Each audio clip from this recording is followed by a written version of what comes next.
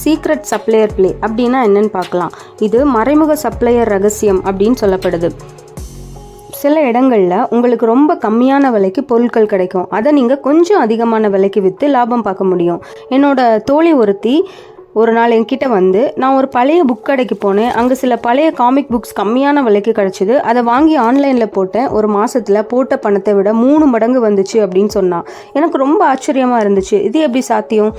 இதுக்கு நீங்கள் பழைய புக் கடைங்க, இல்லை செகண்ட் ஹேண்ட்ஸ் ஷோரூம்ஸ், பழைய பொருட்கள் விற்கும் சந்தைகள் அல்லது ஆன்லைன் ஏலத்தளங்கள் போன்ற இடங்களை ரிசர்ச் பண்ணணும். சில சமயத்தில் பொருட்கள் ரொம்ப குறைவான விலையில் கிடைக்கும். உங்களுக்கு எதில் ஆர்வம் இருக்கோ அதில் என்ன பொருட்கள் கம்மியாக கிடைக்குதுன்னு தேடுங்க. உதாரணத்துக்கு அரிய நாணயங்கள், பழைய கலைப்பொருட்கள், விண்டேஜ் ஆடைகள், பழைய எலக்ட்ரானிக்ஸ் பொருட்கள், இதெல்லாம் எங்கே கம்மியாக கிடைக்குது அப்படின்ட்டு கண்டுபிடிங்க. நீங்கள் வாங்கும் பொருளோட உண்மையான மதிப்பை தெரிஞ்சுக்கோங்க முதல்ல. அப்புறம் அதை எங்கே அதிக விலைக்கு விற்கலாம்னு ஆராய்ச்சி பண்ணுங்கள். பொருட்களை நல்லா சுத்தம் செஞ்சு நல்ல ஃபோட்டோ எடுத்து ஆன்லைனில் போடுங்க. பொறுமை ரொம்ப முக்கியம் பாஸுங்க.